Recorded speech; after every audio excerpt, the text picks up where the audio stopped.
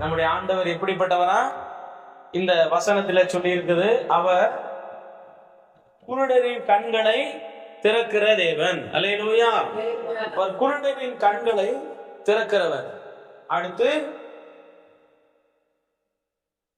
சொல்லுங்க, நெருக்கப்படுகிறவர்களுக்கு, மடங்கடிக்கப்பட்டவர்களுக்கு தூக்கி எடுக்கிறார், ஒடுக்கப்படுகிறவர்களுக்கு நியாயம் செய்கிறார், பசியா இருக்கிறவங்களுக்கு ஆகாரம் கொடுக்கிறார், கட்டுண்டவர்களை என்ன செய்யறாரா? விடுதலை ஆக்குறார். 146வது சங்கீதத்துல சங்கீதக்காரர் சொல்லுகிறார், ஆண்டவர் இப்படிப்பட்டவர், ஆண்டவர் அப்படிப்பட்டவர் சொல்லி தேவனுடைய கிருபைகளை, தேவனுடைய செயல்களை குறித்து அவர் எப்படிப்பட்டவராக இருக்கிறார், தேவன் எப்படிப்பட்டவர் அப்படின்னு ஒரு தலைப்பு கொடுத்தா அதுக்கு பல விதத்துல என்ன செய்யலாம், அதுக்கு பல ஆயிரம் பிரசங்கங்களை பண்ணலாம். ஏன்னா தேவன் எப்படிப்பட்டவர், அவர் இரக்கத்தில் ஐஸ்வர்யம் உள்ளவர், அற்புதம் செய்யற, அது இதெல்லாம் இருக்கு. இந்த சங்கீதக்காரர் ஒரு 4-5 காரியத்துல என்ன செஞ்சிருக்கிறார், தேவன் எப்படிப்பட்ட கிரியைகளை செய்கிறவராக இருக்கிறார் என்று சொல்லி வாசிக்கிறோம். 146வது சங்கீதம் முதல் பகுதி எடுங்க. முதல் பகுதியில் என்ன சொல்லி இருக்கு பாருங்க, என் ஆத்துமாவை என்ன செய்ய, கர்த்தரை என்ன செய்ய துதி அப்படி சொல்லிட்டு எதுக்காக துதிக்க சொல்கிறார் அப்படின்னா, நான் உயிரோடு இருக்கு மட்டும் கர்த்தரை துதிப்பேன், உள்ளளவும் தேவனை கீர்த்தனம் பண்ணுவேன் சொல்லிட்டு ஆண்டவரை மகிமைப்படுத்திட்டு சொல்கிறாரு. அவர் அனுபவித்ததுனால சொல்லுகிறார், ஆண்டவர் நான் எப்படிப்பட்ட தெய்வத்தை நான் ஆராதிக்கிறேன், எப்படிப்பட்ட தெய்வத்தை நான் துதிக்கிறேன், அவர் எனக்கு என்னென்ன நன்மை செஞ்சிருக்கிறார் அப்படி சொல்லிட்டு அந்த நன்மை செய்த தேவன் இப்படிப்பட்ட நன்மைகளை செய்கிறார் என்று சொல்லி அவரை குறித்து ஒரு 5-6 காரியங்களை சொல்லியிருக்கார். அதை மட்டும் நம்ம வேதத்திலிருந்து வாசிப்போம். அதன் வழியா கர்த்தர் நம்மோடு கூட என்ன செய்வாராக, பேசுவாராக. அல்லேலூயா. முதலாவது, ஒடுக்கப்படுகிறவர்களுக்கு, ஒடுக்கப்பட்டவர்களுக்கு நியாயம் செய்கிறார். இந்த உலகத்துல ஒடுக்கப்பட்டவர்களுக்கு என்ன தேவைப்படுகிறது, நியாயம் தேவைப்படுகிறது. ஏசாயா 1:17 வாசிக்கும் போது அவர் ஒடுக்கப்பட்டவர்களுக்கு நியாயம் செய்கிறார். அவர் ஜனங்களை பார்த்து சொல்லுகிறார். என்ன சொல்றாரு பாருங்க, 1:17, ஏசாயா 1:17.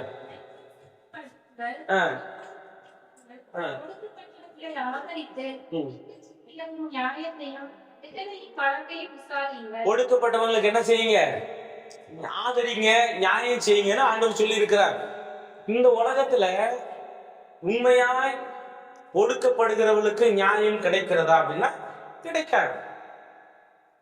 நம்ம வசனம் சொல்லுது பாருங்க, நம்முடைய ஆண்டவர் ஒடுக்கப்படுகிறவர்களுக்கு என்ன கொடுக்கிறாரு, நம்மளை யாராவது ஒடுக்குறாங்கன்னா நமக்கு நியாயம் செய்கிற தேவனை நாம் என்ன செய்யறோம், ஆராதிக்கிறோம். ஆனா இன்றைக்கு ஒடுக்கப்படுகிறவர்களுக்கு நியாயம் கிடைக்கிறதா உலகத்துல அப்படின்னா கிடைக்காது. அங்க ஜாதி இருக்கு, அங்க பணம் இருக்கு, அங்க அரசியல் இருக்குது, பல விதத்தில் இருக்கு, அங்க என்ன கிடைக்காது. இவரு நீதிமொழிகள் யாரு பிரசங்கி சொல்லுகிறார், நான் பூமிக்கு கீழே சிங்காசனத்தை கண்டேன். எந்த சிங்காசனம், நியாயசனத்தை கண்டேன், அங்க நியாயம் இல்லை அப்படிங்கிறார். உலகத்துல இல்லை, ஆனா நம்முடைய ஆண்டவர் நியாயம் செய்ய வல்லவரா இருக்கிறார். அல்லேலூயா.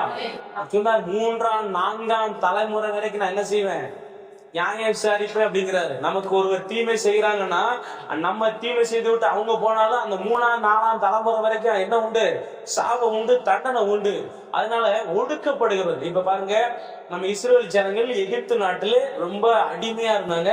அவங்கள பைபிள்ல சொல்லியிருக்கு, அவங்க ஒடுக்கினார்கள்.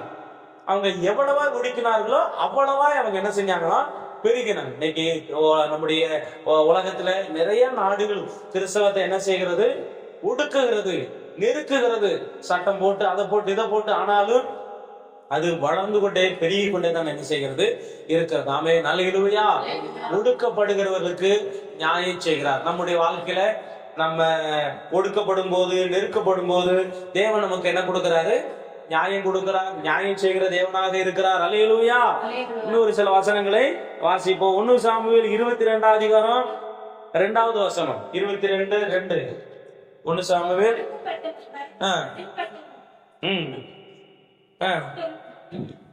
கூடி கொண்டாங்க. ஒடுக்கப்பட்டவங்க யாரோட சேர்ந்துக்கிட்டாங்க, யாருக்கு அந்த தாவீது யாரு? தேவனால அபிஷேகம் பண்ணப்பட்டவன். அல்லேலூயா. தேவனால அபிஷேகம் பண்ணப்பட்டவங்களோடு இந்த ஒடுக்கப்பட்டவங்க சேர்ந்தாங்க. அவங்களுக்கு நியாயம் கிடைச்சதானா? நியாயம் கிடைத்தது. அல்லேலூயா. அது வரைக்கும் ஒடுக்கப்பட்டவங்களுக்கு யாரு கூட சேர்ந்து ஒரு நியாயம் கிடைக்கல.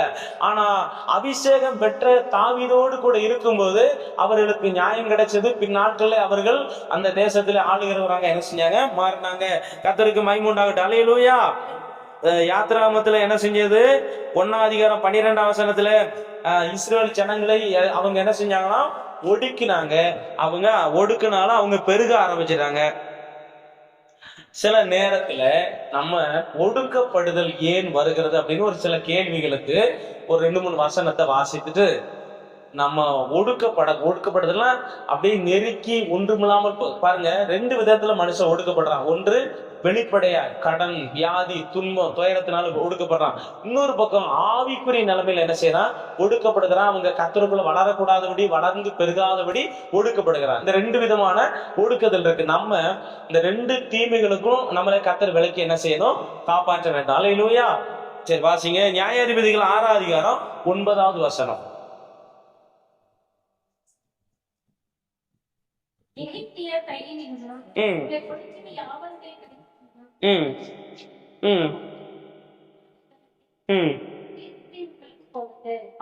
நியாயாதிபதிகள் 6ஆம் அதிகாரம் 9வது வசனமா? அப்புறம் அவன் இவனை குறித்து சொல்லப்பட்டிருக்கும். அவன் பேர் என்னவரு? அவன் அந்த எல்லையிலலாம் என்ன செஞ்சானா? ஒடுக்கினான் அப்படின்னு இருக்கும். யாருன்னா சிசேரா. சிசேரா 6ஆம் அதிகாரத்துல இவங்க 6ஆம் அதிகாரம் 6ஆம் வசனத்துல இவங்க அந்த மீதியானியர் இஸ்ரவேலர் என்ன செய்றாங்க? சிறுமை நம்ம ரொம்ப கொடுமைப்படுத்தி ஒடுக்குனாங்க. அந்த 4ஆம் அதிகாரத்துல தானே இவன்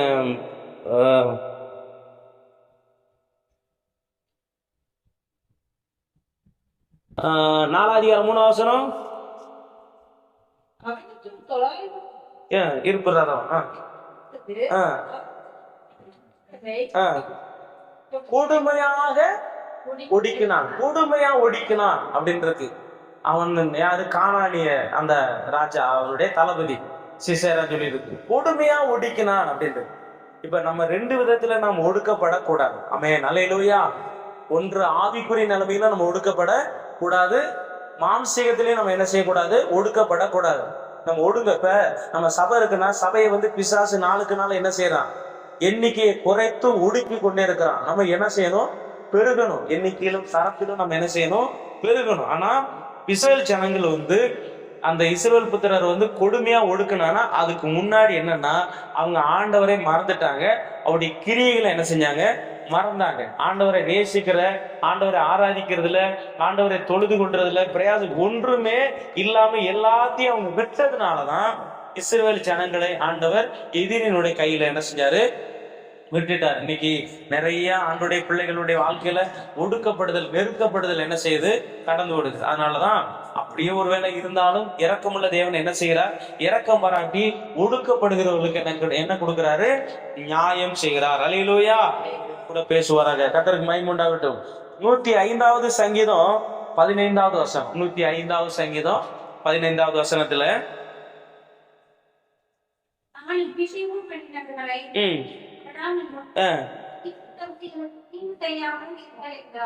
அபிஷேகம் பண்ணினவங்களை என்ன செய்யாதீங்க? தொடாதீங்க. நம்ம அபிஷேகம் பெற்றாதான் அந்த பிசாசு, அந்த கிரிகள் நம்மளை என்ன செய்ய முடியாது? ஏன் ஒடுக்குதல் வருது அப்படின்னா, ஒடுக்குதல்னா அப்படியே அவங்களை குறுகி செயலில இருந்து போக பண்றது, அப்படியே அவங்களை நெருக்கிறது, வளர விடாதபடி. இப்ப ஏசப்பா பிள்ளைகளாக இருக்கிறோம், சர்ச்சுக்கு வந்துட்டோம், ஞானசனம் பெற்று அபிஷேகம் பெற்று அப்படி வளரணும். அன்னைக்கு இருந்த மாதிரி இன்னைக்கு இருந்தோம் அப்படின்னா நம்மள பிசாசு என்ன செய்யறான்? ஒடுக்கிக்கிட்டு இருக்கான். நம்ம இருந்த நிலையில் இல்லாமல் தொடர்ந்து நம்ம முன்னேறணும். ஆவிக்குள்ள, அபிஷேகத்துக்குள்ள, வல்லமைக்குள்ள, கிருபைக்குள்ள நம்ம என்ன செய்யணும்? முன்னேறணும். அது பெருக்கும். இப்ப இந்த ஊர்ல பரிசுத்த ஆவியினால நிரப்பப்பட்ட விசுவாசி எண்ணிக்கை பெருக பெருக இந்த தேசத்துக்கு ஒரு ஆசீர்வாதம். ஆமென். அல்லேலூயா. பைபிள் சொல்லு, நீதிமான்கள் ஆண்டாலும் பட்டணம் மகிழ்ச்சியான செய்யும் இருக்கும். கர்த்தருடைய பிள்ளைகள் எல்லா காரியத்திலும் விருத்தி அடைந்து கொண்டே இருக்கணும். ஆனா அவங்க விருத்தி அடையாதபடிக்கு பிசாசு நெருக்கி கொண்டே இருக்கிறான். ஆவிக்குரிய காரியத்துல ஒரு நாள் 1 மணி நேரம் ஜெபம் பண்ணா அடுத்து கூடணும். என்ன செய்யக்கூடாது? குறையக்கூடாது. இன்னைக்கு ஒரு பைபிள் வாசிக்கிறேன்னா கூடணும், குறையக்கூடாது. நல்ல ஆவியில நேரம் எதுவுமே நான் என்ன சொல்றேன், ரொம்பவும் மிஞ்சின நீதிமான சில நேரத்துல மனுஷனுக்கு போயிடும், ரொம்ப மிஞ்சிருவாங்க. நான் இப்ப 40 நாள் உபவாசம் இருக்கு சொல்றாங்களா, ஆண்டவர் சொல்றாரு 40 நாள் உபவாசம். மிஞ்சி போக வேண்டாம், குறையாவும் போக வேண்டாம். சரிங்களா? அந்த மண்ணாவை அளந்து பார்ப்பாங்க, குறையாளவனுக்கும் குறையா இருக்காது, அதிகமா அள்ளிட்டு வந்தவனுக்கு அதிகமாக என்ன செய்யாது, எவ்வளவு தேவையோ அது மாதிரி. அப்ப எப்பயும் ஒன்றோட நம்ம போய்கிட்டே இருக்கணும். ரொம்பையும் போக வேண்டாம், மெதுவாகவும் என்ன செய்ய வேண்டாம், போக வேண்டாம். ஒன்றோட நம்ம வாட்டில் என்ன செய்வோம், ஓடிக்கொண்டே இருக்கும். அல்லேலூயா. அந்த மாதிரி நம்ம போய்கிட்டு இருந்தோம்னா நம்மள கிறிஸ்துக்குள்ள என்ன செய்ய முடியாது, பிசாசு நம்மளை ஒடுக்க முடியாது. இன்னைக்கு நிறைய விசுவாச பிள்ளைகள் முடக்கப்பட்டிருக்கிறாங்க. ஒரு காலத்துல பாருங்க, நல்ல அக்னியா ஜெபம் பண்ணவங்க இன்னைக்கு என்ன செய்யறாங்க, உளுந்து போய் இருக்கிறாங்க. ஒரு காலத்துல ஆண்டவருக்கா ஓடிக்கிட்டே ஊழியம் செஞ்சவங்க இன்னைக்கு படுத்து கிடக்குறாங்க, ஒன்றுமே இல்லாம. இதை பிசாசு ஒடுக்கி போட்டுட்டான். இந்த கிரியைகள் நம்முடைய சபையை விட்டு, விசுவாச பிள்ளைகளை விட்டு அழியணும். கரங்களை உயர்த்தி, ஆண்டவரே இயேசுவின் நாமத்தினாலே மான்களுக்கு கால்களை போல எங்களுக்கு கால்களை தந்து நாங்கள் ஓடி ஊழி செய்யணும். பைபிள் என்ன சொல்லுது, இந்த சுவிசேஷ அறிவிக்கருடைய பாதங்கள் எவ்வளவு அழகா இருக்குன்னு சொல்லி இருக்கு. எங்களை முடக்கி போன எல்லா கிரிகளும் அழிவிட்டு இயேசுவே நாமத்துல சபை விட்டு எல்லாம் அழிந்து போகட்டும். அந்த முடக்குகிற கிரிகள் அழிக்கப்பட்டு போகட்டும். முடமாய் இருக்கிறது பிசகி போகாதபடி எல்லாம் அழிக்கப்பட்டு போகட்டும். இயேசுவே நாமத்தினாலே கால்களும் கரடுகளும் பலன் கொள்ளட்டும் ஆண்டவரே. ஆமென். அல்லேலூயா. நம்முடைய சபை முடங்கி போன சபையாய், சப்பானி சபையாய் இருக்க கூடாது. என்ன சபையா இருக்கக்கூடாது, சப்பானி சபையா இருக்க கூடாது. எலும்பணும், முடங்கி போக கூடாது. அப்படியே பிசாசு ஒடுக்கி விசுவாசிகளை ஒன்றும் இல்லாம சீரோ வச்சுக்கிட்டு ஆண்டவர்கிட்ட போய் சந்தோஷமா சொல்றான், பாருங்க உங்க விசுவாசி பாருங்க ஏன் பிரியமா இருக்காங்க, என்னுடைய ஆளா இருக்காங்க, நான் என்ன சொன்னாலும் கேட்பாங்க அப்படின்னு சாத்தான் சொல்லாதபடி நம்ம அவனுக்கு தலைவலியை உண்டாக்கணும். ஆமென். அல்லேலூயா. அப்படிப்பட்ட விசுவாசிகளை கர்த்தர் நம்மளை மாற்றுவாராக. சரியா? இரண்டாவது, பசியா இருக்கிறவங்களுக்கு ஆகாரம் கொடுக்கிறார். 2 பசி மனுஷனுக்கு இருக்குது. ஒன்று மாம்சீக பசி, இரண்டாவது ஆவிக்குரிய பசி. நம்ம எப்பொழுதும் ஆவிக்குரிய பசி உள்ளவங்களா என்ன செய்யணும், இருக்கணும். கிடைக்கிறதை வாங்கி என்ன செய்யணும், உள்ள வைத்துக் கொள்ளணும். ஏன்னா பைபிள் சொல்லுது, நம்ம ஆமோஸ்ல சொல்லியிருக்காரு, கர்த்தருடைய வசனம் கேட்க கிடைக்காத பஞ்ச காலம் என்ன செய்ய போகுது, வரப்போகுது. இவ எல்லாரும் என்ன செய்யறாங்க தெரியுமா? பாருங்க, ஒரு பஞ்சகாலம் ஒரு காலம் வந்துச்சு, ஒரு 2-3 பஞ்ச காலங்கள் நடந்துச்சுல. அந்த நாட்கள்ல ஒரு ஊழியக்காரன், அவங்க குடும்பம் ரொம்ப பட்னியா பசியா கிடக்குறாங்க. ஆனா அப்போ அவரு அந்த ஊழியக்காரர் மனவேதனையோடு கூட, ஏன்னா இப்போ சாப்பாடு எல்லாரும் விசுவாசி வீட்லயே இருக்கும், நம்ம சாப்பிடத்தான் செய்யணும். ஆனா அந்த நாட்கள்ல விசுவாசிகள் வீட்டிலே பசி பட்னி வறுமை எல்லாம் இருக்குமா. அப்போ ஊழியக்காரரு குடும்பத்தோட பட்டினியை கிடக்குறாரு. அப்போ அவன் வீட்டு பக்கத்துல அப்படியே எறும்பை பார்த்துக்கிட்டே இருந்தாரு. அப்போ ஆண்டவர் சொன்னாரான், எறும்பை பாரு, அதை உனக்கு நான் என்ன செய்வேன், ஆகாரம் கொடுப்பேன். அது ஒரு நடந்தது. அப்போ அவர் பார்த்துக்கிட்டே இருந்திருக்காரு. எறும்பு அப்படியே ஒரு புத்துக்குள்ள அப்படியே அது அந்த ஓடைக்குள்ள போய்கிட்டே இருந்திருக்கு. இவர் என்ன செஞ்சாரா, ஆண்டவர் உனக்கு தோண்டி பாருனா, தோண்டி பார்த்தா ஒரு பெரிய தானியம், நிறைஞ்ச தானியம் உள்ள இருந்துச்சு. இந்த எறும்புகள் சேர்த்து புதுசா தானியம் சேர்த்து வச்சிருந்ததா. அப்போ அந்த சம்பவத்தை சொன்னாங்க. ஆண்டவர் ஒரு மனிதனை போஷிக்கணும்னா எங்க வேணாலும் என்ன செய்வாரு, போஷிப்பார். அல்லேலூயா. அவர் போஷிக்கிற தேவன். அதே மாதிரி இன்னொரு காரியத்தை சொன்னாங்க. ஒரு ஊழியக்காரர் இதே பஞ்ச காலத்துலதான் ஊழியம் செஞ்சுக்கிட்டு இருக்கிறாங்க. ஊழியம் செஞ்சுக்கிட்டு இருக்கும்போது திடீர்னு அந்த பஞ்ச காலத்துல சாப்பாடு இல்லை, விசுவாசிட்டே கேட்க முடியாது. ஒரு 2-3 நாட்கள் என்னமோ பட்னி, பேசாம வீட்டை கதவை பூட்டி போட்டு உட்காந்து அழுது ஜெபம் ஆரம்பிச்சிட்டாங்க. யாருக்குமே தெரியாது, ஜெபம் பண்ணிக்கிட்டே இருக்கிறாங்க. ஆனா நடந்தது வெளிநாட்டுல, ஒரு நாட்டுல ஒரு ஆண்டோடைய பிள்ளை முழங்கால் போட்டு ஜெபம் பண்ணிக்கிட்டு இருக்கு. அந்த ஆண்டோடைய பிள்ளைக்கு ஒரு திரையில ஒரு கண்ணுல ஒரு முன்னாடி ஒரு அட்ரஸ், இந்த அட்ரஸ்ல என்னோட ஊழியக்காரன் பட்னிய கிடக்கான், அவனுக்கு போய் என்ன செய்ய, அவனுக்கு உதவி செய். நடந்த சம்பவம், அந்த விசுவாசி அங்கிருந்து இந்தியாவுக்கு வந்து அந்த அட்ரஸை தேடி கதவை தட்டி இருக்காரு. திறந்து போட்டா வெள்ளைக்காரன் நின்றுகிட்டு இருக்காங்க, இந்த உதவி செஞ்சிருக்கிறாங்க. ஆமென். அல்லேலூயா. நம்ம ஆண்டவரை தேடி ஆராதிக்கிறவங்கள அவர் ஒரு நாள் என்ன செய்யறது இல்லை, பட்னியா விடுவது இல்லை. ஆமென். அல்லேலூயா. சரி, அப்ப பசியா இருக்கிறவங்களை என்ன கொடுக்கிறாரு, ஆகாரம் கொடுக்கிறார். ஒரு நாளும் பசியினால நம்மளை வருந்த விட மாட்டார். சாரிபாத் உதவி கொடுத்து நம்ம சொல்லி இருக்கு. சரி, அப்ப ஆவிக்குரிய பசி நமக்கு இருக்கணும். ஆவிக்குரிய பசியை நாம என்ன செய்யணும், கண்டிப்பா தீர்க்கணும். பசி இருக்கணும். பசி, இப்ப ஒருத்தருக்கு பசியே வரலன்னா என்ன காரணம், ஒண்ணு திருப்தி அடைஞ்சிருப்பாங்க, அல்லது செரிமான பிரச்சனையா என்ன செய்யும் இருக்கும். ஒண்ணு திருப்தியா இருக்கும், அல்லது என்ன இருக்கும், செரிமானம். திருப்தி அடையிறதுக்கு வாய்ப்பு இல்லை. பைபிள் எல்லாம் திருப்தி அடைய முடியாது. செரிமான பிரச்சனை. கர்த்தருடைய வசனத்தை உள்ள போக மாட்டேங்குது. அந்த நம்ம மாட்டு கதை சொன்ன பாத்தீங்களா, மாடு என்ன செய்ய மாட்டேங்குது, ஆகாரத்தை சாப்பிட மாட்டேங்குது. அப்போ ஏதோ ஒரு பிரச்சனை இருக்கு, அதை சரிபடுத்த வேண்டும். அல்லேலூயா. பைபிள் எடுத்து படிச்சா பைபிள் படிக்க போர் அடிக்குது, பைபிள் படிக்கும் போது தலை வலிக்குது, ஜெபம்னா தலை வலிக்குது, பைபிள் படிச்சா போர் அடிக்குது, எரிச்சல் வருது. ஆவிக்குரிய பசி நமக்கு வரலன்னா ஒண்ணு செரிமான பிரச்சனை தான், வயிற்றுல ஏதோ ஒரு பிரச்சனை இருக்குது, அதை என்ன செஞ்சிடணும், சரிப்படுத்தணும். சொல்லுவோமா, பைபிள் படிக்க இஷ்டம் இல்ல, ஜெபம் பண்ண இஷ்டம் இல்ல, ஆவிக்குரிய பசி வரலன்னா, ஆராதிக்க இஷ்டம் இல்ல, ஆராதிக்க பசி இல்லைன்னா என்ன பிரச்சனை, செரிமான பிரச்சனை. கிட்னிலயோ அது என்னது என்ன பை, இறப்பையிலேயே தான் என்ன இருக்கு, பிரச்சனை இருக்கு. அத டாக்டர்கிட்ட போய் சரிப்படுத்தணும். அதே போலதான் ஏசப்பாட்ட வந்து சரிப்படுத்தணும். ஆண்டவரே எனக்கு ஜெபம் பண்ண ஆசை வரமாட்டேக்கு, பசி என்ன செய்யல, வரல. 1 மணி நேரமா ஜெபம் பண்ண எனக்கு பசி வரமாட்டேக்கு, 1 மணி நேரமா ஜெபம் பண்ண பசி வரல, பைபிள் படிக்க பசி வரல, ஆண்டவர் ஆராதிக்க எனக்கு என்ன வரல, பசி வரலன்னா நம்ம சரி, உடம்புல என்னமோ ஒரு பிரச்சனை என்ன செய்யுது இருக்கு, அதை சரிப்படுத்துங்க. அது என்ன செய்யுங்க சொல்லுங்க. ஆமென். அல்லேலூயா. அல்லேலூயா. அதுக்கு ஆவிக்குரிய ஆகாரம் இருக்கு அல்லது பசி இருக்குன்னு சொன்னா அதை நம்ம வெளியே காட்டிடுவோம்.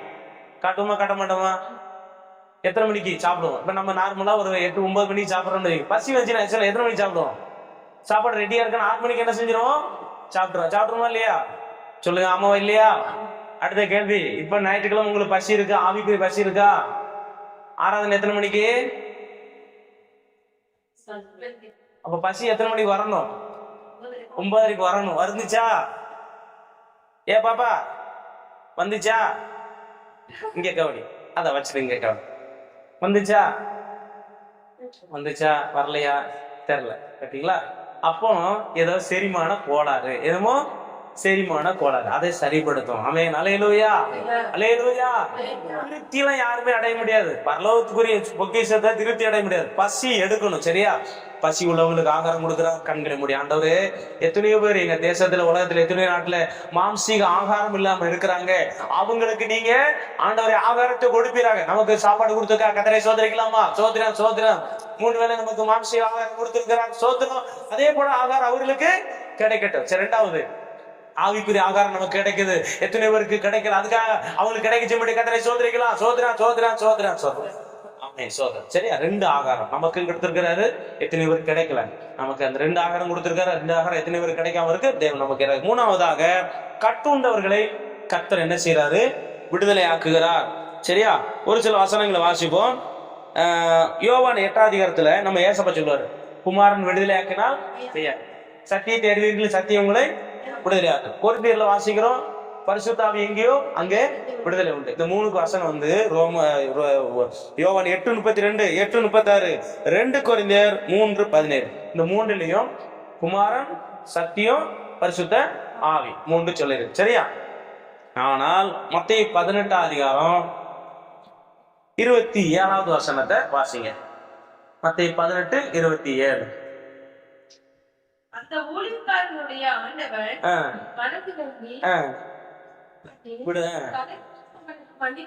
இப்ப ஒரு மனுஷன் என்ன, பைபிள் இப்ப அடுத்து ஆண்டவர் என்ன செய்யறாரு, கட்டுகளில் இருந்து விடுதலை கொடுக்கிறார். என்ன கொடுக்கிறாரா? கட்டப்பட்ட நிலையிலிருந்து விடுதலை கொடுக்கிறார். என்ன கட்டுகள்? நிறைய இடத்துல மாம்சீகத்துல, ஆவிக்குற காலத்துல 2 விதத்துல மனுஷன் கட்டப்படுவான்.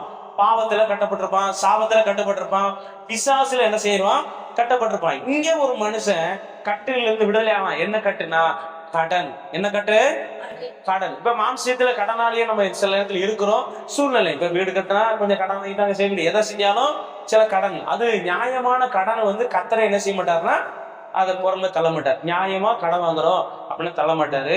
அநியாயமா கடன் வாங்க கூடாது. இந்த ஒரு வீட்டுல, பக்கத்து வீட்டுல இது என்னமோ ஒரு வாங்கியிருக்காங்க, நானும் என்ன செய்வேன், வாங்குவேன். என்கிட்ட காசு இல்லை, ஆனா அது ஆடம்பர பொருள், நானும் கடன் வாங்கி வாங்குவேன்னா அந்த கடனுக்கு ஏசப்பா என்ன செய்ய மாட்டாரு, கடனை அடைக்க மாட்டார். இல்ல கடன் என்ன செய்ய மாட்டாரு, அடைக்க மாட்டார். இது வந்து அநியாயம், இது அநியாயம், இதை செய்ய மாட்டார். நான் அவசியமான ஒன்றுக்கு கர்த்தர் என்ன செய்வார்? இரக்கம் செய். வீடு இல்லையே, ஒரு கல்யாணம் முடிக்கணும், கண்டிப்பா இதுக்கு என்ன செய்வாரு? ஆண்டவர் இரக்கம் செய்வாரு. இதுக்கு வேற வழி இல்லை. ஒரு படிக்கிறாங்க, ஒரு சூழ்நிலை, ஏதோ ஒரு சூழ்நிலை, நியாயமான சூழ்நிலைக்கு கர்த்தர் என்ன செய்வார்? இரக்கம் செய்வார். நியாயமில்லாத சூழ்நிலைக்கு என்ன செய்ய மாட்டாரு. ஆனா இவன் ஒருத்தன் நியாயமில்லாத சூழ்நிலை மாதிரி தான் தெரியுது. இவன் ஒரு அதிகாரி, இவன் இருக்கிற எல்லாரையும் விட இவனுக்கு சம்பளம் அதிகம், நிறைய சம்பளம் வாங்குறான். ஆனாலும் இவன் யார்கிட்ட கடன் வாங்கியிருக்கான்? அந்த ராஜாட்ட கடன் வாங்கியிருக்கான். பல ஆயிரம் கடன், கட்ட முடியல. அவனுக்குள்ள என்னன்னா, நம்ம பெரிய அதிகாரி, நம்ம பெரிய ஆளு இப்படியே நினைச்சு நினைச்சு கடன்காரனா இருக்கிறோம். உங்களையும் நம்மளையும் பார்த்து ஆண்டவர் கேட்கிறாரு. நம்ம ஆண்டவர் நமக்கு எல்லாம் நம்ம அப்படியே அப்படி சொல்லி சொல்லி நம்ம ஆண்டவர்கிட்ட யாரா இருக்கிறோம்? கடன்காரனா இருக்கிறோம், கடன்காரியா இருக்கிறோம், எல்லாத்திலயும் கடனாளியா இருக்கிறோம். ஏசப்பட்ட கேட்கணும், நீ உன்னை நான் ரட்சித்தது, உன்னை ரட்சித்து உன்னை இந்த பூமியில வச்சது எனக்கு பிரயோஜனமா இருக்க, நீ எனக்கு பிரயோஜனமா இருக்காயான்னு கேட்டார்னா எல்லாரும் கடன்காரனா இருக்கிறோம். அப்படிதானே? எல்லாரும் கடனாளியா இருப்போம். கட்டுகள் இருந்து விடுதலை கொடுக்கிறார். ஆனா அந்த கட்டு கடனாக கட்டா என்ன செய்யக்கூடாது? இருக்கக்கூடாது. ஆண்டவர்கிட்ட கேட்க, சரி வேற வழி இல்லை ஏசப்பா, இவ்வளவு நாளா என் வாழ்க்கையை வேஸ்டா பொழைச்சிட்டேன், இவ்வளவு நாளா என் வாழ்க்கை வீணா போச்சு, இப்ப என்ன செய்யலாம்? ஒரே டே ஏசப்பா காலில் விழுந்துரும். ஏசப்பா என்ன செய்யுங்க, என்னை மன்னிச்சு எனக்கு விடுதலை தாங்க. இல்லையிலே சொல்லுவோமா? இல்லையிலூயா. ஏதோ விடுதலை எனக்கு, ஏதோ நான் தெரியாம பண்ணிட்டேன், எனக்கு என்ன செய்யுங்க, இதைத்தான் சொல்லணும். நியாயம் பேசக்கூடாது. ஏசப்பட்ட என்ன செய்யக்கூடாது? இப்ப 2 பேர் 3 பேருக்கு பொருள் கொடுத்தார், இந்தாப்பா அந்த பணத்தை வச்சு என்ன செய்ய, வியாபாரம் பண்ணுங்க. ஒருத்தர் 2 என்ன, அவன் முடிஞ்ச வரைக்கும் ஒருத்தர் 5 10 ஆக்கிட்டான், அவன் முடிஞ்ச வரைக்கும் 2 4 ஆக்கிட்டான். 2 கொடுத்துட்டு ஆண்டவர் 10 கேட்கல, 2 கேட்டு 2 தான் கேட்டார். 5 கொடுத்துட்டு 5 கேட்டாரு, எக்ஸ்ட்ரா 5 கேட்டாரா? 1 கொடுத்துட்டு எவ்வளவு கேட்டாரு? இன்னொன்னு கேட்டார். இவன் வந்து கதை சொல்றான், நீர் அப்படிப்பட்டவரு இப்படிப்பட்டவரு. இதை வந்து ஆண்டவர் என்ன செய்ய மாட்டாரு? ஏத்துக்க மாட்டாரு. ஐயா, நான் வாங்கி நீங்க என்னை ரட்சித்தீங்க, என்னை ஞானசாரம் கொடுத்தீங்க, பாவத்துல மன்னிச்சீங்க, ஆனா இன்னைக்கு நான் என்ன செஞ்சிட்டேன்? பேசாம சுவம்பேரியா தூங்கிட்டேன். நான் சர்ச்சைக்கு ஆண்டவரை உண்மையை நேசிக்கல, மதிக்கல, எதுவும் செய்யல, என்னை மன்னிச்சுவானா மன்னிச்சிருவாரு. இல்லாண்டவரை நீங்க அப்படி இப்படின்னு ஆண்டவர்கிட்ட என்ன செய்யக்கூடாதான்? கதை சொல்லுங்க, கதை சொல்ல கதை. சரி, அநேகர் இந்த வார்த்தைகளை என்ன செய்வாங்க? கேட்பாங்க. அப்போ ஆண்டவர்கிட்ட கதை சொல்லாம ஆண்டவர் காலில் இருந்து, இவ்வளவு நாளா தெரியாம நான் என் காலத்தை வேஸ்டா ஓட்டிட்டேன், என்னை மன்னிச்சுக்கோங்க, இனிமேலாவது உமக்கு நான் என்ன செய்யறேன்? பிரயோஜனமா இருக்கிறேன் அப்படி சொன்னோம்னா கர்த்தர் அந்த கடல்ல இருந்து என்ன செஞ்சிருவாரு? விடுதலை கொடுத்துருவார். அல்லேலூயா. அதனால நம்ம என்ன செய்யக்கூடாது? விடுதலை அடைய வேண்டாம். அவர் கட்டுகள் பைபிள் அது அந்த வசனம் என்ன சொல்லுது? அவர் கட்டுண்டவர்களை என்ன செய்யறார்? எதுக்காக இந்த கட்டுகளை முக்கியத்துவப்படுத்தி சொல்றேன்னா, நம்ம ஏதாகிலும் ஒரு சின்ன தீமையா இருந்தா இந்த பொல்லாத பிசாசு குற்றம் சொல்றவன் ஏசப்பட்ட போய், இந்த ஆளு இந்த விசுவாசி எனக்கு பிரியமா இருக்கா, என் கையில என்ன செய்யுங்க? ஒப்பு கொடுத்துருங்க. மோசே ஒரு பாவம் செய்யாத மனுஷன், மோசே கூட ஒரு தீர்க்கதரிசி கிடையாது. அவர் செஞ்ச ஒண்ணு அடிச்சு போட்டாரு. முதல்ல பேச சொன்னாரு, முதல்ல அடிக்க சொன்னாரு, 2வது பேச சொன்னாரு. அடிச்சதுக்கு ஏசப்பட போய் குற்றம் சொல்லி, இந்த சரீரத்தை எனக்கு என்ன செய்யுங்க? கொடுத்துருங்க சொல்லி சரீரத்தை குறித்து வாக்குவாதம் பண்ணானோ. நம்ம உடம்பு மரிக்கும் போது மன்னிப்பு அடையாமல் மரித்து விட்டார். நல்லா கவனிச்சுக்கோங்க. நம்ம உடம்பு வந்து மன்னிக்கப்படவே இல்லை, அப்படி மரிச்சிட்டோம்னா அந்த சரீரத்தை சாத்தான் சொந்தம் கொண்டாடும். சரிங்களா? இப்பயே சொந்தம் கொண்டாடிக்கிட்டு இருப்பான். உங்க விசுவாசி நீங்க ரசித்தீங்கல்ல அப்படின்னு நம்ம பேரெல்லாம் சொல்லி, இவங்க இப்படிலாம் இருக்காங்க, என் கையில ஒப்பு கொடுங்கம்மா. ஆண்டவர் என்ன செய்ய முடியாது? வேற வழியில சில நேரத்துல ஒப்பு கொடுத்துருவாரு. கொடுத்துட்டாருன்னா தொலைஞ்சது. அதுக்குதான் பைபிள்ல சொல்லுது, அவனை குறித்து சொல்லப்படுது, இரவும் பகலும் ஓயாமல் குற்றம் சாட்டினவன் தாழ தள்ளப்பட்டு போனான். வசனம் தெரியுமா? வெளிப்படுத்த விசேஷத்துல இருக்கு. தாழ தள்ளப்பட்டு என்ன செஞ்சானா? போனான். இரவும் பகலும் ஓயாமல் குற்றம் சாட்டிக்கிட்டு இருக்கான், தாழ தள்ளப்பட்டு போனான். இப்ப அவன் வந்து நம்மளை குறிச்சு பார்த்துக்கிட்டே இருப்பான். யாரால என்ன செய்யறாங்க? இப்ப பிள்ளை இருக்குது, பெத்த தாய் தாப்பன எதுக்கு பேசுறானா சாத்த போய் சொல்லுவான். இந்த விசுவாசி இந்த நபரு அவங்க அம்மா அப்பாவை என்ன செய்யறான்? எதிர்த்து பேசலாம். என்கிட்ட என்ன செய்யுங்க? ஒப்பு கொடுங்க. இப்ப நம்ம என்ன செய்யறோம்? விசுவாசிகளுக்கா ஜெபம் பண்ற நம்ம பிள்ளை எல்லாத்துக்கும் சப்பா அவங்களை என்ன செய்யுங்க? பண்ணீங்க. அப்ப ஆண்டவர் சொல்ல, டே சாத்தான் பேரு, அவங்க என்ன செஞ்சிட்டாங்க? அந்த பிள்ளைகளுக்காக என்ன செஞ்சிட்டாங்க? இப்ப நம்ம எல்லா விசுவாசிகளும் டெய்லி காலையில பேர சொல்லி எல்லாரையும் மன்னிங்க, படுங்க, சுத்திக்கிறீங்க, பசுத்தப்படுத்த பாதுகாத்துக் கொள்ளுங்கன்னு காலையில ஜெபம் பண்றோம். நைட்டு அதே போல என்ன செய்யறோம், எல்லா விசுவாசிகளும் பேர சொல்லி ஒப்பு கொடுத்து ஏசப்பா பாதுகாத்துக் கொள்ளுங்க. நீங்க ஒருவேளை தூங்கி இருப்பீங்க, ஆனா நாங்க என்ன செய்யறோம் தெரியுமா, ஏசப்பா அவங்க ஒருவேளை தூங்கி இருந்தாலும் உங்களை மன்னிங்க, அவங்களை பரிசுத்தப்படுத்துங்க. இந்த நைட்டு உங்க வருகை இருந்தாலும் அவங்க என்ன செய்யணும், எடுத்துக்கொள்ளப்படணும். நீங்க தூங்கிட்டா கூட உங்களுக்காக நாங்க ஜெபம் பண்ணிட்டு தான் என்ன செய்யறோம், படுக்கிறோம். அப்ப அந்த ஜெபத்தையும் ஏசப்பா சொல்ல, சாத்தாமேட்ட இல்லை சாத்தாமேல இது என் பிள்ளை என்ன செய்யறாங்க, என் பிள்ளைகளுக்காக ஜெபம் பண்றாங்க, நீ ஓடி போயிரு அப்படின்னு சொல்லி ஏசப்பா நம்ம பிசாசு படியாது. பிதாட்ட என்ன செய்வான், பிதாட்ட குறை சொல்லிக்கிட்டு இருப்பான். ஒரு பக்கம் ஏசப்பா நமக்காக என்ன செய்யறாரு, பக்தி வச்சுக்கிட்டாரு. பிதாட்ட சொல்லுவாரு, பிதாவை இந்த பிசாசு பைய என் பிள்ளைகள் என்ன செய்யறான் இப்படி சொல்றான், ஆனா என் பிள்ளைகள் எனக்கா என்கிட்ட என்ன செய்யுது, ஜெபம் பண்ணிக்கிட்டு இருக்கு பாருங்க. அதுக்கு தான் பைபிள் சொல்ல, ஒருவருக்கா ஒருத்தர் என்ன செய்யுங்க, பாரத்தோட என்ன செய்யுங்க. பைபிள் பாருங்க எவ்வளவு காரியம் இருக்குது. போராடிக்கிட்டே இருப்பான். தயவு செய்து அவன்கிட்ட மட்டும் நம்மளை ஒப்பு கொடுக்காதபடி நம்ம என்ன செய்யணும் பாருங்க. சவுலு தாவீது, சவுல ஒரு குறிப்பிட்ட நாளுக்கு அப்புறம் சாத்தான் கையில ஆண்டவர் ஒப்பு கொடுக்க வேண்டிய சூழ்நிலை வந்துருச்சு, விட்டுட்டாரு. சாத்தா உள்ள போனா கடைசி வரைக்கும் சவுல விட்டு சாத்தான் போலையே, கொன்னுட்டு தானே போனான். அதுக்கு தானே எச்சரிக்கையா சோமிட்டே ஆண்டவரே என் என்னை சாத்தான் கையில என்ன செய்யாதீங்க, ஒப்பு கொடுத்துறாதீங்க. அவன் நிலையிலோயா சரி கட்டுண்டவர். இந்த பிரசங்கம் எல்லாம் பாத்தீங்கன்னா ஆண்டவர் நமக்கு அது கொடுக்குறாரு. ஏன் கட்டுகள் வருது அப்படின்னா, தயவு செய்து கடனாளியா நம்ம என்ன செய்யக்கூடாது, ஆண்டவர்கிட்ட இருக்கக்கூடாது. மாம்சியத்துல ஆண்டோடைய சில பிள்ளைங்க கடன் பண்றீங்க, கண்டிப்பா போராடி ஜெபம் பண்ற கர்த்தர் கடன் என்ன செய்வாரு, அடைக்க வச்சிருக்காரு. ஆவிக்குரிய கடன் தான் என்ன செய்யக்கூடாது, ஆண்டவர்கிட்ட கடனாளியே நம்ம என்ன செய்யக்கூடாது. சர்ச்சுக்கு வராம இருந்தாலும் கடன் தான், ஜெபம் பண்ணாம இருந்த கடன் தான், ஆராதிக்காம கடன் தான், கொடுக்கறது எல்லாத்திலும் கடனாளியா இருக்கக்கூடாது. ஆமென் அல்லேலூயா. இன்னைக்கு எந்த விஷயத்திலும் இருக்கோங்க, ஏ டு இசட் வரைக்கும் எதுலயும் கடனாளியா என்ன செய்யக்கூடாது, இருக்கக்கூடாது. ஒருவேளை தப்பி தவிர கடனாளியாட்டா காலில் விழுந்து ஏசப்பா காலில் விழுந்து ஏசப்பா என்ன செய்யுங்க மன்னிச்சிருங்கன்னு சொல்லி கர்த்தர் உதவி செய்றார். சரி, அடுத்து குருடரின் கண்களை திறக்க. நிறைய பாயிண்ட் இருக்குது, நிறைய டைம் போய்கிட்டு இருக்குது. ஒரு வேகமா வாசித்து முடிச்சிருவோம் சரிங்களா. குருடரின் கண்களை அவர் திறக்கிறார் சொல்லி, குருடருக்கு நான் தயவு செய்து சொல்றேன், நீங்க யோனத்தான் சம்பவத்தை எடுங்க. யோனத்தான் சம்பவம் எங்க இருக்கு தெரியுமா, 1 சாமுவேல் எத்தனாவது அதிகாரம், 14வது அதிகாரம். சரி 14வது அதிகாரமா எடுங்க. 1 சாமுவேல். ஒரு நாளிலே சவுலு காட்டு வழியா வர்றான், வரும்போது அந்த சம்பவம்ல இன்னொரு சம்பவம் இருக்கு. எங்க இருக்குன்னா 27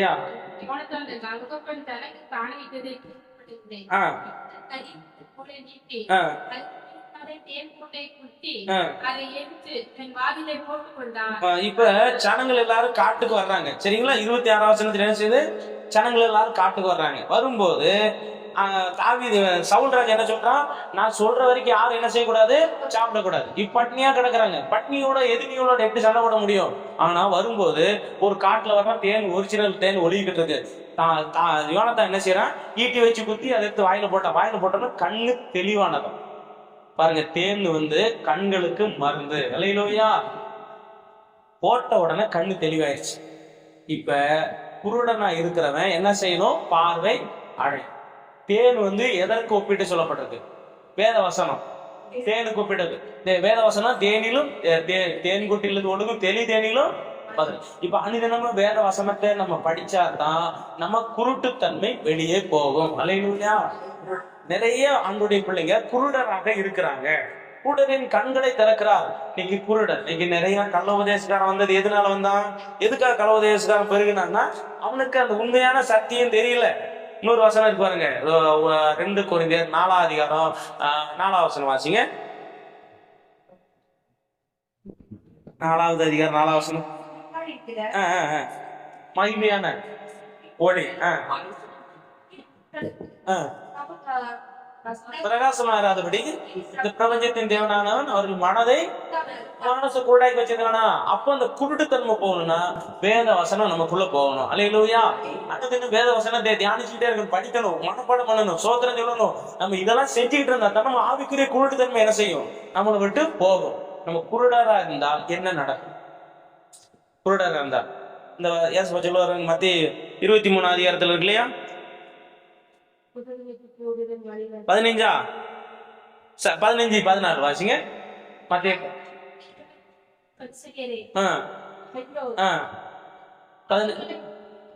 அவர்கள்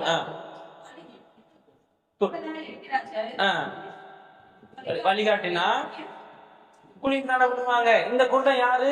இது ஒரு ஊழியக்கார குருடன், பரிசுத்த ஆவியை பெறாதவன், சத்தியத்தை அறியாதவன். இவன் ஒரு குருடன். இவனுக்கு எப்படி பரலோகத்தை பத்தி பாருங்க, ஒரு உணர்வு. ஜனங்கள் பாருங்க, பைபிளை தூக்கிட்டு போறாங்க, விசுவாச மக்கள் போது கிறிஸ்தவங்க போறாங்க, பைபிளை கையில வச்சிருக்காங்க. அவங்களுக்கு என்ன இல்ல? உணர்வு இல்ல. இது சரியா? இந்த வழிபாடு முறை சரியா? இந்த நாங்க பாருங்க, நம்ம ஒரு காலத்துல அவன் மற்றவங்களை பரலோக ராஜ்யத்துக்கு எப்படி கொண்டு போக முடியும்? அவனே குருட, அவனுக்கு உண்மையான சத்தியம் தெரியல. சத்தியம் தெரிஞ்சா வெளியே என்ன செய்யணும்? வருவான். இவன் அவனே போய் குருடனை போய் இவன் மாட்டிக்கிட்டான். இப்ப இவன் எப்படி பரலோக ராஜ்யத்துக்கு மற்றவங்களை கொண்டு வர முடியும்? அதனாலதான் ஆண்டவர் சொல்ல, குருடனுக்கு வழிகாட்டி குருடன் வழிகாட்ட முடியுமா? 2 பேர் என்ன செய்வான்? பள்ளத்துல விழுவான். பைபிள் சொல்லுது 2 பேர் எங்க போய் விழுவாங்க? அக்கினி கடல் விழுவாங்க. இது ஊழியக்காரன். நம்ம ஆண்டவர் கொடுத்த ஆண்டோடைய வேதம் நமக்கு நியாயம் தீர்க்கிற ஒரு நாள்ல இதுதான் என்ன செய்ய போகுது?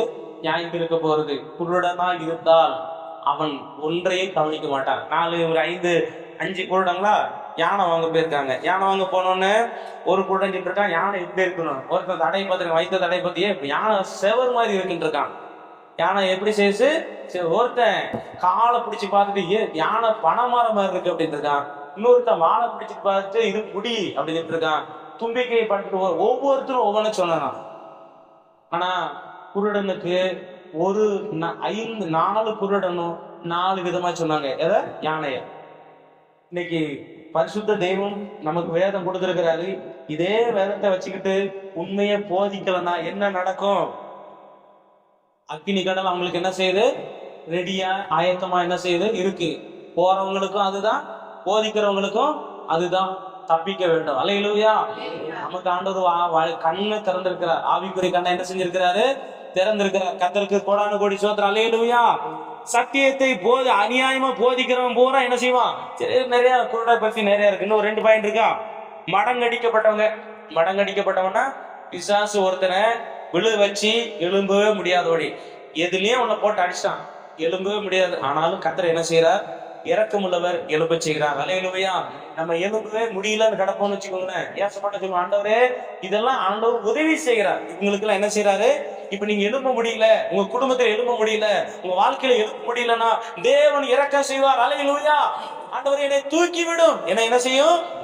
அந்த பக்கம் படம், என்னை தூக்கி தூக்கி எடுத்தீரே நீர் சர்வ வல்லவரே, என்னை தூக்கி தூக்கி எடுத்தீரே நீர் சமாதான காரணரே. அப்படி சொல்றாங்கல்ல, தூக்கி விடுகிற தேவன். ஏதாவது ஒரு விதத்துல எழும்ப முடியாம இருப்போம்னு சொன்னா, ஆண்டவரே என்னை தூக்குங்க, என்னை எழுப்புங்க அப்படி சொல்லுங்க. கர்த்தர் என்ன செய்வார்? எழும்ப செய்வார். நம்ம படுத்து கிடக்கும் போது, நம்ம சோர்ந்து போய் கிடக்கும் போது தேவன் நம்மளை என்ன செய்யட்டும்? இந்த 7 காரியம் என்ன? அடுத்து நீதிமானை கர்த்தர் சிநேகிக்கிறார். யாரை சிநேகிக்கிறாரா? நம்ம ஆண்டவர் பிள்ளையா, அவருக்கு பிரியமா இருந்தால் நம்ம ஆண்டவர் என்ன செய்வாரு? சிநேகிப்பார். கடைசியா சொல்லியிருக்க ஒரே பாயிண்ட், பரதேசிகளை கர்த்தர் என்ன செய்யறார்? காப்பாற்று. யார் பரதேசி? இந்த ஏரியால சில நேரத்துல திட்டுவேன், பரதேசி பையன்னு. அவங்க போயிட்டுவாங்க, என்ன பரதேசி சொல்றீங்களே அப்படின்னு. அதே பரதேசினா, ஆனா பரதேசினா பரதேசிக்கு சொந்தமானவன். பரதேசினா யாரு? பரதேசிக்கு சொந்தமானவன். வாசிக்கல, 1 பேரு 1 அதிகாரம் 1-2 வசனம் வாசிங்க. இல்ல 2ஆம் வசனம் வாசிங்க. 1 அதிகாரம் 2ஆம் வசனம்.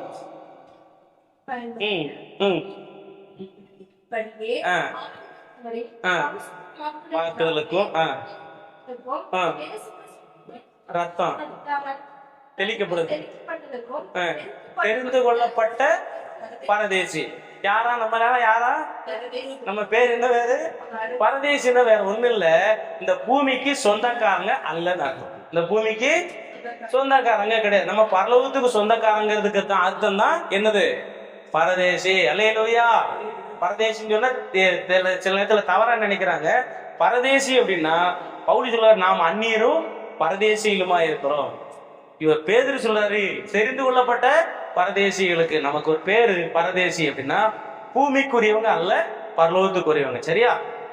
இந்த தேவனாக நம்முடைய தேவன் நமக்கு இருப்பதுக்காக கத்தருக்கு ஸ்தோத்திரம். பரதேசிகளை கத்தர் நாம பரலோகத்துக்கு சொந்தக்காரனாக ஆகிட்டோமானா நம்மளை கண்டிப்பா கத்தர் காப்பாற்றுவா. ஒரு அலையில சொல்லுவோமா?